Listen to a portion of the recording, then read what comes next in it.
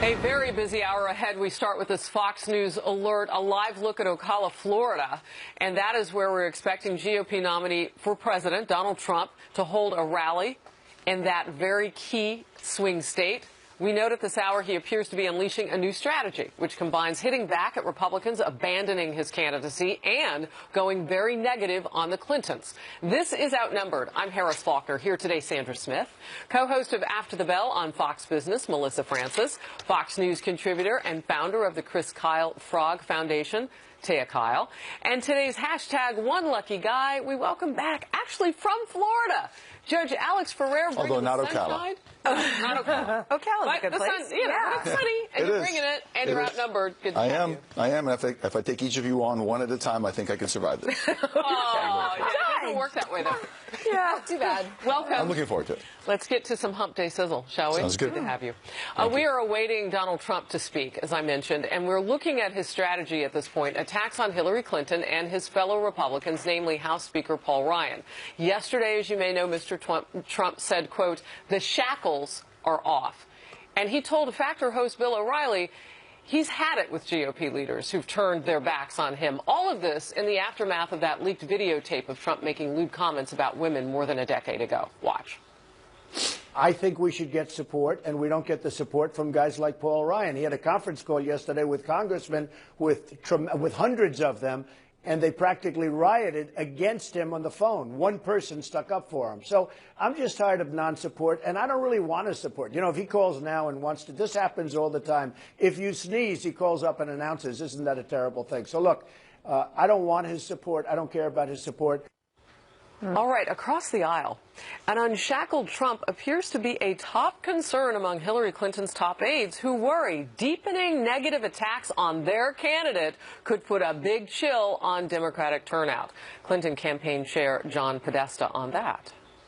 This seems to be their strategy: disgust everyone with our sort of Democratic dialogue, so that they won't come out to the polls. I think our people know that their futures are at stake, and we're going to do everything we can to continue to run a positive campaign. So, Taya, I want to start with that aspect of it. In your thoughts on the disgusting part of it, like that strategy, because. Yeah, I think the problem is, truly, I can see where Donald Trump is coming from in a way to say, why is my party turning on me? Because the Democrats are doing something totally different. They have hated Hillary Clinton at different times in their careers, all of them that are coming out and supporting her now, but they believe that the ideology is more important than, I think, the morality of the candidate. And so I think he's wishing that the Republican Party would say the ideology that he supports is more important than, the morality or ethics of what he's got going. Personally, I wish that we could say the person who has the most character is our candidate. But that ship has sailed for both the Democrats and the Republicans. Right. So now what we're left with is saying, hey, it's a wash for morality and ethics. Like, nobody is a good candidate on that. So now we just have to support ideology. And I think maybe that's why he's mad. Having said that, I do have to respect people that say, you know what, I have a problem with them. I want people to be able to speak their minds and have that be okay. So Judge Newt Gingrich, kind of piggybacking off of what Taya just said, really puts the decision for particularly Republican voters this way. Let's watch. The only question that we ask of every Republican is not, are you going to support Donald Trump? Are you going to help beat Hillary Clinton? Because Hillary Clinton will be the most corrupt, most dishonest person ever elected. Any Republican who's willing to help her should join the Democratic Party. That's decidedly a different question than whether or not you have a problem with comments, so on and so forth. It really breaks it down a very basic line. It really does, and I think that Trump's making a mistake going head-to-head against the Republican Party. I think he could do it in a softer way, saying, I made statements, I am not proud of those statements, but this is about something much bigger than the statements I made, and kind of drag that theme through. That being said, I agree with the Democrats that him dragging this and making this a sewer battle with Hillary could really work against the Democratic Party, because generally what we have now is voters who are saying, I don't like my candidate, but he's better or she's better than the other side. And the more he trashes her, the more you're going to get people who, I'm getting burned out about this election, and I'm vested in it. You're going to get more people who go, you know what, maybe she's not much better than the other side. I don't think I want to be married to either one, and they may stay home. Wow. And the ones who have the most, I think the Republicans Republicans have the more devoted followers right now. The most intensity, perhaps because of those U.S. Supreme Court picks that they know are going to happen on the next president's watch. So I've heard you say, Melissa, if you couple what the judge just said about whatever, the topics are that Donald Trump is going to roll out against Hillary Clinton, with the email dumps. Oh, my goodness gracious, we've seen a lot of emails. And through John Podesta's, what's been released about through WikiLeaks. No, it's appalling, and it's almost like you said, it is almost getting drowned out. There is so much loud negative noise everywhere coming from every side. But Mike Pence just said something really interesting within the last hour or so. He stood up at Liberty University and he evoked the words of Reagan, and I'm not going to get it exactly correct, but he basically said, be careful of the temptation to name yourself above it all and say both sides are equally at fault. There is too much at stake here. On the Republican side, if these were my sons, I would send them to their room for a reset. I would say, you know what, both of you stop right now. I don't want to hear another word. Everybody go off and think about what's going on here. There is too much at stake for the futures of our family to be having these ridiculous fights, right? And he's got everybody's attention right now, okay? He's saying he's not being treated fairly by the media. He's pointing out every Republican that doesn't stand behind him and the party as a whole. He's got their attention. When does he make the pivot? Because obviously this strategy worked for him in the primary. When? With a month out to Election Day. Does he pivot and say, look, I've got your attention. I'm going at this alone. Here is what I'm going to do. Everybody's wanting him to get back to the issues right now. Get back to it. But so here's a question, Taya. Can he really do it alone? I mean, most people need some help at this point because there is so much incoming from the other side. Yeah, I think that what works to his advantage is that there are a lot of people who really are disgusted with Hillary Clinton and the corruption that they see, and so that works to his advantage. This is probably one of the few times where he might be able to go it more alone because really the vote comes down to it can't be Hillary. It's not so much even that I love Donald, right? It's that it can't be Hillary. So in that way, it could work to his advantage. I think in other years were it not Hillary Clinton, it wouldn't work at all. But it might this year. Does it surprise you, Judge, that you have a voice like Newt Gingrich, such a powerful voice within the Republican Party, obviously advising Donald Trump, that he isn't able to get more Republicans behind Donald Trump and to get more people on board here in these final days, making comments like that? He cannot be any worse than Hillary Clinton, is what he's saying. That's why I said he shouldn't take on the Republican Party, because the Republican Party are all the Republican voters. He can take on the Republican legislators who are not backing him like he did with Ryan. He can say that, but saying the Republican Party is a bunch of losers and things like that, you're taking on all the voters, and he can't do that because he needs those votes. But he can say that they are basically trying to protect their skin. They want to keep their seat, and they're afraid that tying themselves to him is going to cost them their Senate seat or their House seat. And he can attack them, but say to the Republican people, excuse me, you know where we're headed if you have a Hillary Clinton presidency, and I'm your solution. All right, I know we've been kind of toggling back and forth between the five of us here and then the live picture in Ocala, Florida. So just to remind everybody, we are on it. As soon as Donald Trump steps up to the lectern, we will take you there live for all of his comments. In the meanwhile, he has a new political TV ad that's out. We've got a little bit of that, and we'll talk about it. Let's roll. For donors. I realize, Judge, that this is not exactly about the economy or some of the issues that we might tick off, but is this one that sticks? Does this work? Yeah, it does, except for the pay-to-play politics. I think that for some people that's a term that goes over their head, but, you have a certain amount of time in a commercial. But, yes, corruption is the biggest thing that sticks on Hillary right now. Every day we have emails that come out that tie her to something. Every day we have now we have emails that come out that tie her to the media bias. We've got the Clinton Foundation thing. We've got the FBI investigation that just seemed to end wrong. So yeah, the public is really biting into the Clinton corruption theme, and so anything that he does in that vein is probably going to have an effect. So, Taya, we kind of know, because we've seen Hillary Clinton run for president before, what might be coming in the next 27 days just in terms of discipline of a campaign and what the kind of traditional outlay of ad buys and whatnot. What would you like to see from the Donald Trump side, or what do you anticipate seeing? Well, I would like to see more of him sticking to his issues. I think he has some sound policies that he wants to do, cutting taxes. Does he need more ad buys, or do you think he can do it himself? Well, I think ad buys are always good, but I just wish the ad buys would focus on something a little bit different. Like that ad that we just watched, I always try to think, what would I be thinking if I wanted to support the person that they're disparaging. And what I find is a lot of people would say, oh, that's not true. That corruption isn't true. They never proved anything. You know, she didn't end up in jail. It's not true. So I think he needs to stick to policies more. I don't know. The negativity works. I hate to disagree with you, but reminding people why they don't like her in this one campaign especially makes sense. All right. Sandra? Yeah, no, and turnout's going to be everything. Yeah. You know, we can talk about this all day and night, and look at the polls all day, but turnout is going to decide this election for sure. Well, and with those states that are already voting, you know, we know what that will look like in the end because we know who typically votes early. So turnout, particularly for Democrats, is going to be key. So we'll see.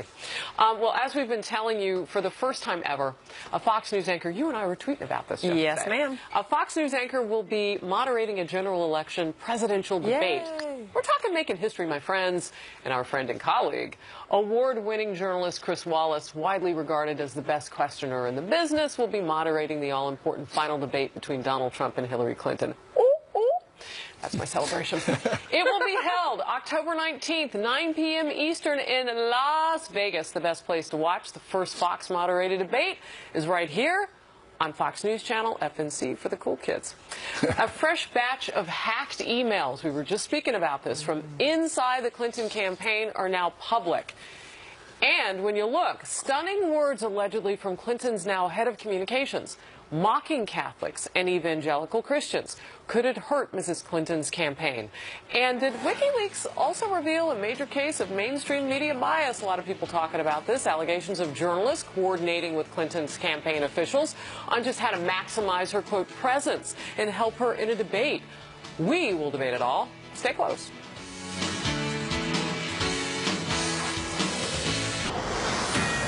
And we are awaiting Donald Trump to step up to the lectern. The program that he's speaking at this rally obviously is underway, so we fully anticipate that he will speak this hour. This is Ocala, Florida, and Judge Ferrer giving me some notes on that rural part of the state, north and west of Orlando. And a huge crowd, it looks like, from what we've gathered in this little picture anyway. We'll bring it to you as it happens live. Donald Trump ready to speak. Well, more bombshell revelations coming from WikiLeaks as it releases thousands of hacked emails, allegedly from inside the Clinton campaign public. This time, new messages revealing Clinton staffers mocking Catholics. In a 2011 exchange, the now Clinton communications director, Jennifer Palmieri, said this about conservative Catholics. Many other conservatives are Catholic because they think it is the most socially acceptable, politically conservative religion. Their rich friends wouldn't understand if they became evangelicals. The comment stemming from an article on how Fox News chairman Rupert Murdoch and News Corp chief executive Robert Thompson raised their children Catholic. Meantime, the head of the Family Research Council last night on the Kelly File laid out in plain terms why he thinks religious voters should be outraged.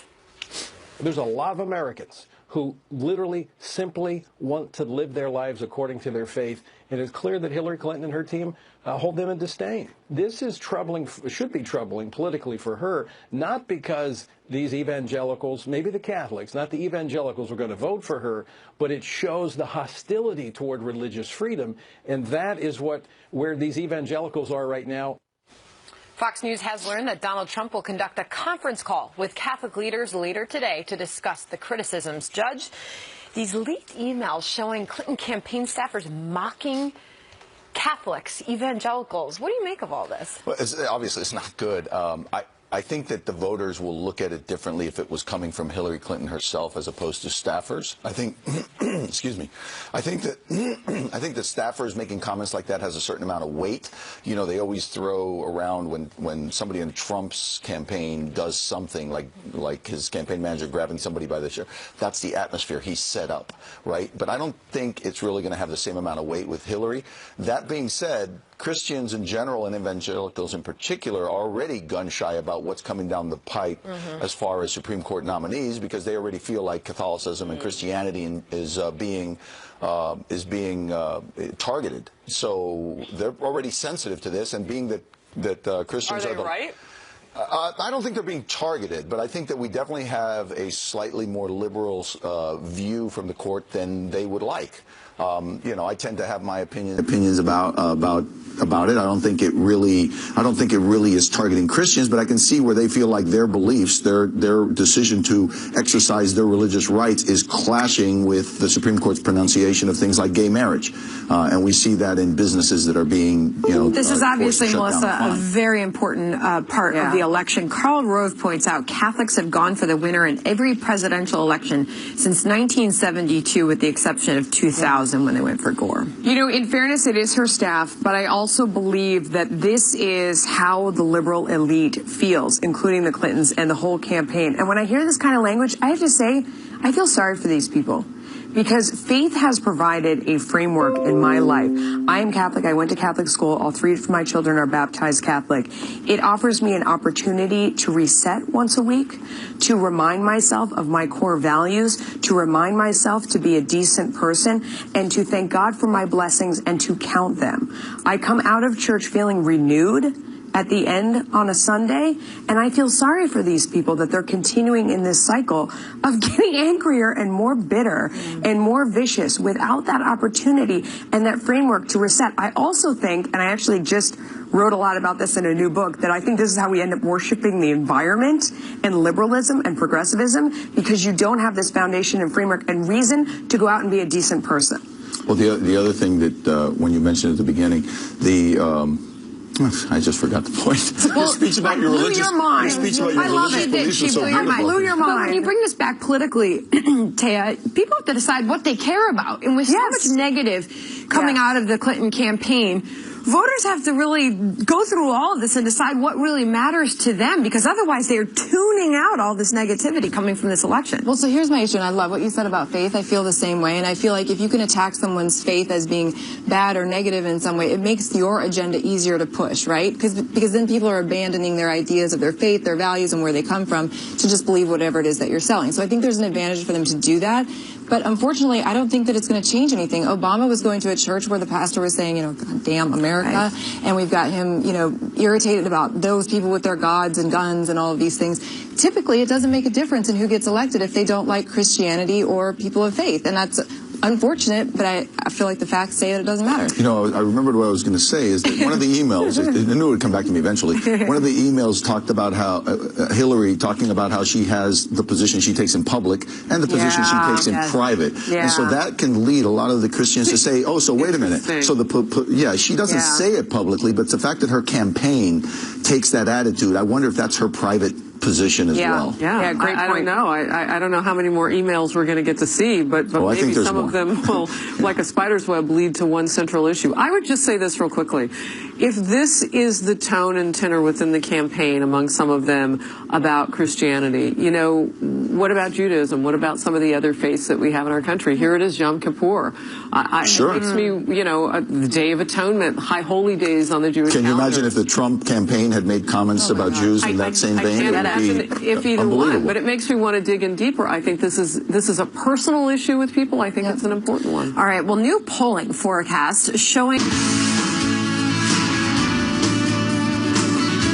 just 4 weeks to go until Election Day. A new look at how gender could affect the race in a hypothetical forecast by 538's Nate Silver.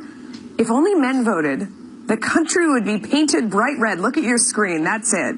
According to the projections, Trump would grab 350 electoral votes, while Clinton's 188 electoral vote would come from the West Coast, some part of the Northeast, and just 2 states in between, New Mexico and Illinois. But it would be a much different story if women were the only voters. That would yield 458 electoral votes for Clinton and just 80 for Trump, who would win some states in the South and the Northwest. All of this, as Trump tells the O'Reilly Factor, he is not sure if he believes the polls that show him losing to Hillary among female voters. Trump says women are coming up to him to tell him they've heard far worse than those lewd remarks that he made in that 2005 tape, and plan to focus more on women in the coming weeks. Listen. Do you have any plan to speak to women directly or to target them with ads or anything like that?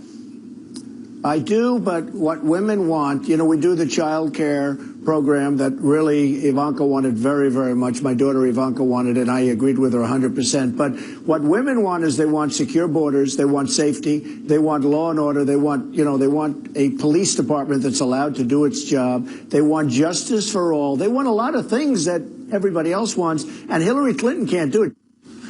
I don't know, Sandra, this discussion always makes me so crazy when you talk about voting on male and female lines. I care about the economy. I tell my kids, my job is one of them is to keep you clothed and fed and warm and to teach you how to do that for yourself later, right? I mean, he didn't say the economy that time. Well, I think that it was an interview. He probably meant it. He probably would have led with that, as he often does. He did say women want a lot of things that everybody else wants. Right. It's all encompassing if you look at it, but there's no doubt women are going to be a huge decider in this election. But it doesn't sound like he's really got a specific plan in these last few weeks to target women. And if he's doubting the polls, okay, he seems to tout the polls when it benefits him. Yeah. But if he's doubting the polls, what is he saying? So there's more women that are going to show up and vote for him that are willing to say out loud. Is that the point, Judge? Is that the point that he's trying to make? Well, I think that's not actually an invalid point, because I think that there's going to be a tremendous amount of people who vote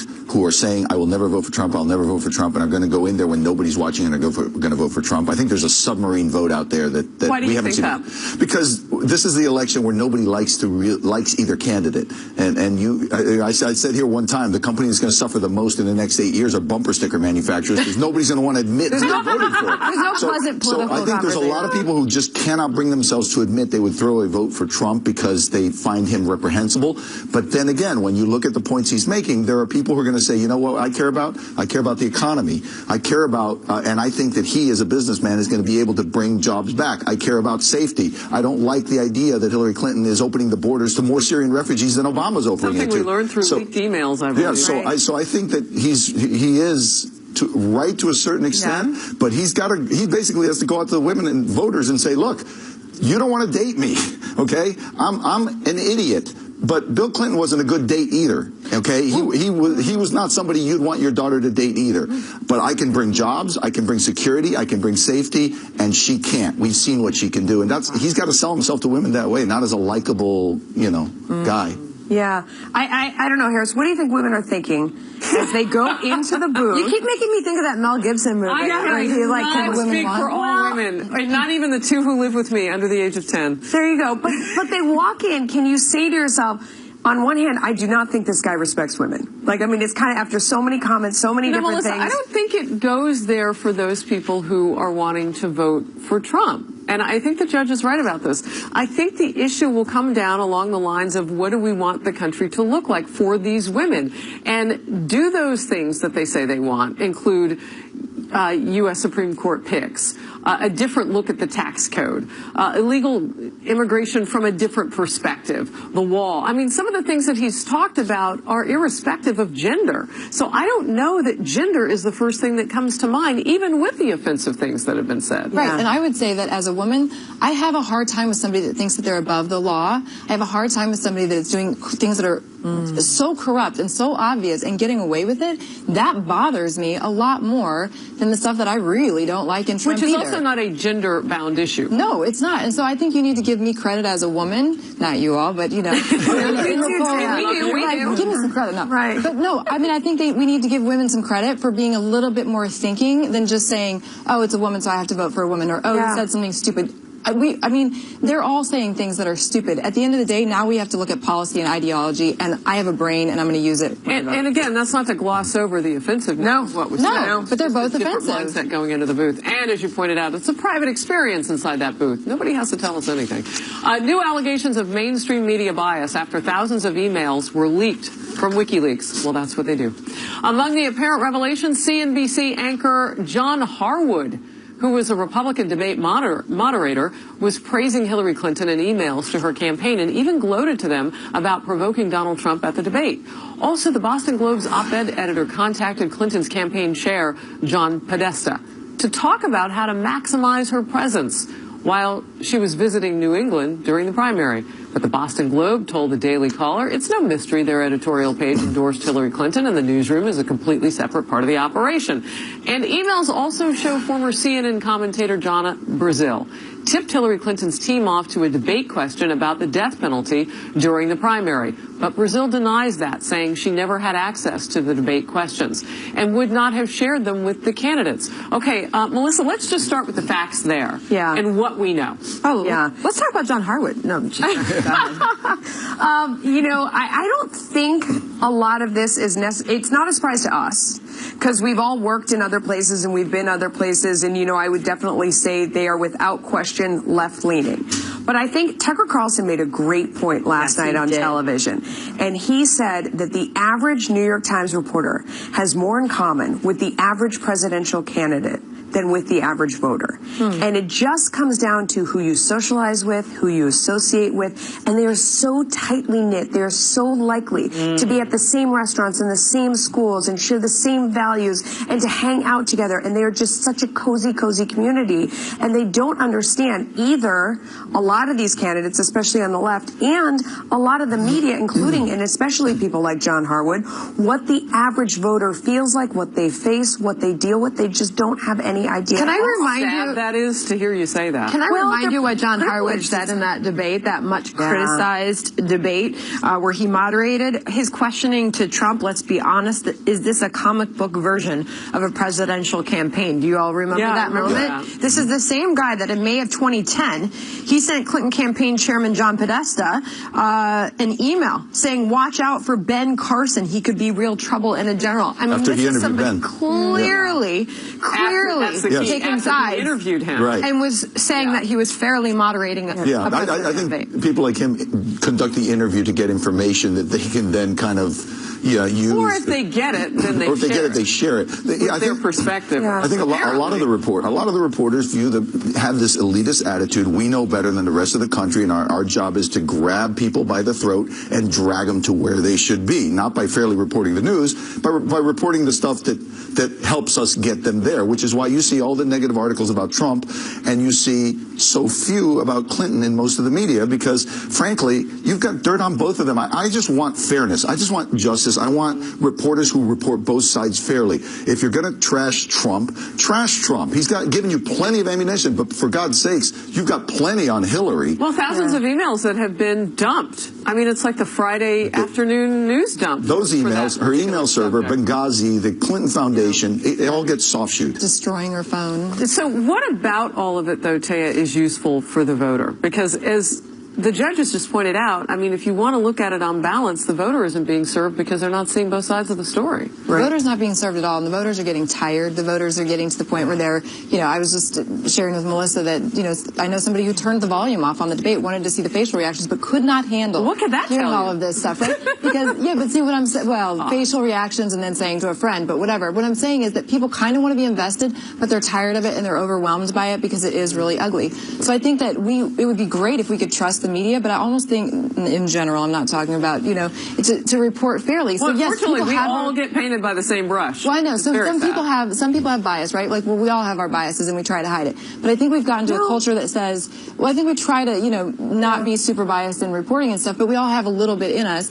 So I think the problem is that our society today feels like, well, it's accepted that this place is biased, it's accepted that that place is biased, and so they're less cautious about throwing their biases out, which probably also helps them to get to that level where they're like, I'll just share questions, I don't care, everybody. We already know from statistics that people shouldn't be talking about this stuff on the job, unless they are working news. It's not that different. The point that Tucker made, though, was that it's okay that John Harwood's a liberal Democrat. It's that when you get out there, you're supposed to have this adversarial relationship with the person that you're interviewing and treat both sides fairly and challenge them. And sometimes people forget that. That's what we're seeing. It's the same as a judge. Regardless of my personal beliefs, I had to do that, and they aren't doing their part. Wow. All right, you get the last word. Hillary Clinton is not... 10. All right, so we remain focused on this event in Ocala, Florida, and the camera's pulling out, not our control, but now you get more of a view of the people who have gathered for Donald Trump, who's expected to step up to the lectern and begin a rally in Ocala. We've seen several speakers ahead of him, so in the next few minutes this could happen, and right here on Outnumbered, we will bring it to you live as it does. Sandra? All right, less than a month to go until Election Day, and Hillary Clinton is going hard after undecided voters on the right. Her campaign releasing 4 new TV ads featuring self-described Republican voters shredding Donald Trump. In one of the spots, the mother of an autistic son says she can't vote for Trump after he allegedly mocked a disabled journalist. Watch. My son Max can't live in Trump world, so I'm crossing party lines and voting for Hillary. I don't always agree with her, but she's reasonable and she's smart. She can work with people to solve problems. But critics point out one of the people in another testimonial, a former Reagan administration official, has actually been a longtime donor to Democrats. Okay, so what do you make of this? First of all, what do you make of the ad?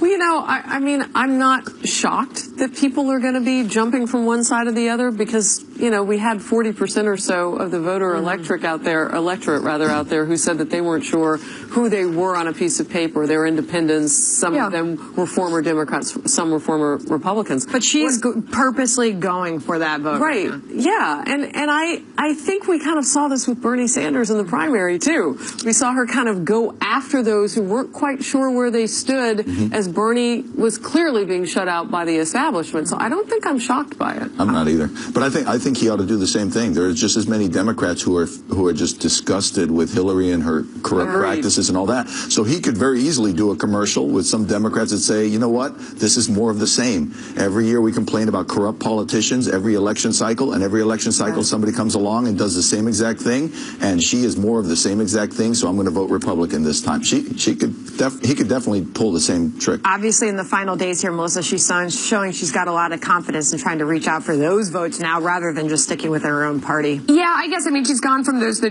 2 modes. There's the shoring up your own base, and then there's trying to get the little groups on the fringe that you think you might be able to collect. It goes to the point that Taya made at the beginning when she was saying that ad about her being so corrupt and whatever. Like, who does that really appeal to? Does it draw someone who would be in her camp to come over? And I actually think this ad achieves the same thing that one did, where when that one gets people in the fringe who are like, you know what, I don't like Donald. Normally I would be a Democrat, but I just really can't deal with the fact that she's so corrupt. And to go back to that time, this is people who are like, you know, I just really, I want to vote for Trump. I can't get there because I don't like his personal issues. And as we just kind of touched on, these aren't all, you know, lifelong Republicans that are just jumping over. Pointing out that former Reagan administration official who has been a longtime donor to Democrats and is saying that. So it's a very effective ad. There's a history there. Yeah, you've got a woman and a mother, and I mean, I thought it was a very effective ad. Yeah, no, I wonder how many of these people, not to put too fine a point on it, but I do wonder how many of these people kind of identify as independent now. Yes. You know, and that kind of opens the door, because are they really independent, or are they just turned off from one or the other? And how do you reach them? And maybe this is how you reach them. Yeah, I don't know. I mean, I myself am a little independent because I just feel like I don't want to be a part of a party. I'm not going to vote along a line. It's not because I'm a journalist. It's because I don't want to wear a label. All right, we're going to head to a commercial break. The long goodbye. We're going to talk about President Obama entering his final 100 days in office. But we're also waiting on Donald Trump to step up to the podium in Ocala, Florida. Stay tuned to Outnumbered. We'll be right back.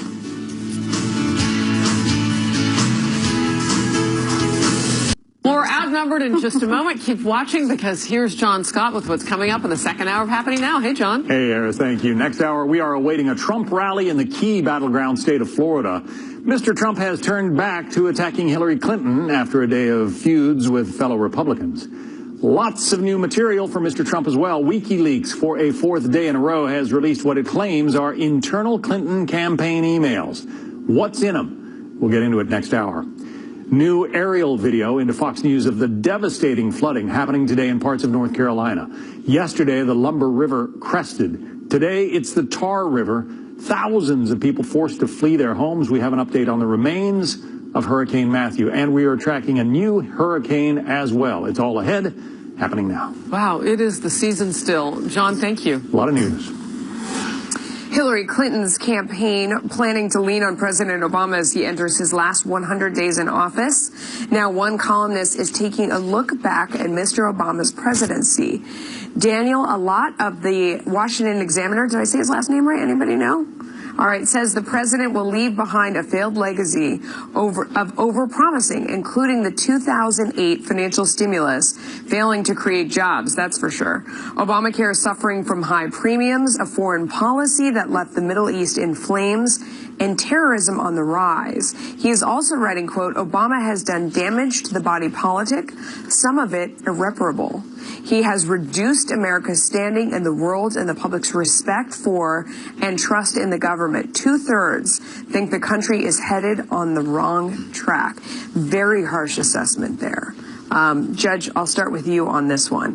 What do you think? Do you pretty much agree with all of it? No, yeah. I think it's fair. Of course, I mean, it may coincide with his political beliefs, but let's face it. I mean, we did that whole reset with Russia, which reflects very poorly on Hillary because she was the one pushing that red button, and you can see how badly that has turned out. The Middle East is in flames. Obamacare, yes, 10 million people who didn't have insurance now have it. The remaining 300 million and change in this country are either paying higher premiums or their deductibles are $4,000, $5,000, $10,000, which basically means they went from having health insurance to having catastrophe insurance. Yeah. So that's a disaster. So yeah, things have gotten worse. And when they tout numbers of unemployment, they say, oh, look how good the jobs picture is. It's because people are taking part-time jobs now because their employers don't want to employ them full-time and be subject to the requirements of Obamacare. So they're working part-time jobs, making less and having less of a life. The gut check is the one that tells you. Yeah. Do people out there feel that you're economically better off than you were years ago? And most people say, no, I feel the conditions are better than they were 8 years ago. They're clearly worse than they were. So I think other than his core supporters who will chant his name and say he's wonderful no matter what happens, most people feel, and that's why 2/3 say that we're on the wrong track, most people feel we are on the wrong track. So I know, Melissa, we are waiting on Donald Trump to step up here, but as far as are we better off now than when Obama took, men aged 20 or older aren't even better off today now than they were in 1948. I mean, this is just one statistic on the economy that we're looking at right now.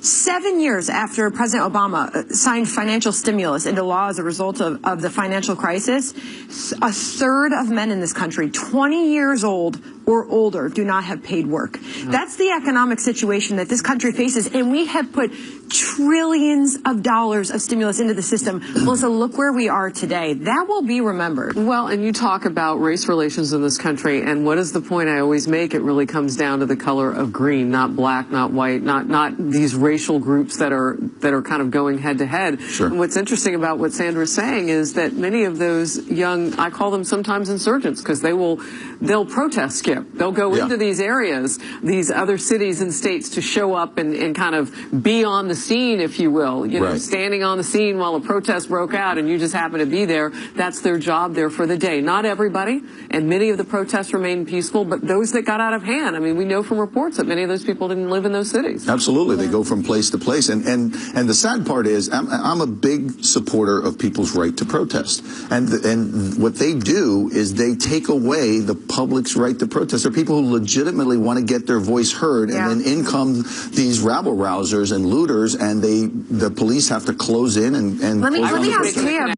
To the economy. National security. I mean, that was one of the ones that we haven't hit on yet that was in there. How in the world, how controls like things are in the Middle East? What do you think the past 8 years? Yeah, I do think things are more out of control. And I feel like, that's another issue that people aren't really talking about is Hillary Clinton, is she part of that problem? And she can't really come out and say, no, I wasn't part of the problem. It was all President Obama, because if she does, then she loses the support that she just so desperately needs from him. But no, I don't think national security is any better at all. Yeah, or the fact that she was the Secretary of State when that red line was drawn. That was her policy. Yeah. All right, more Outnumbered in just a moment. We'll be right back. We are awaiting Donald Trump to take to the podium in Ocala, Florida, the key battleground state. This is the second time that he will be speaking in Florida. This week, he's going to be holding a rally there. As you can see, former mayor of New York City, Rudy Giuliani, is speaking, and he is going to be introducing him. So we'll see if he steps to the podium. But a key battleground state, Donald Trump really working to speak to the people of Florida this week. That rally is going to be happening momentarily. Harris? So our John Roberts telling us that the bleachers hold about 4,200 people, and they are full as he's watching that situation. All right, we've been telling you for the first time ever, a Fox News anchor will be moderating a general election presidential debate. Our friend and our colleague.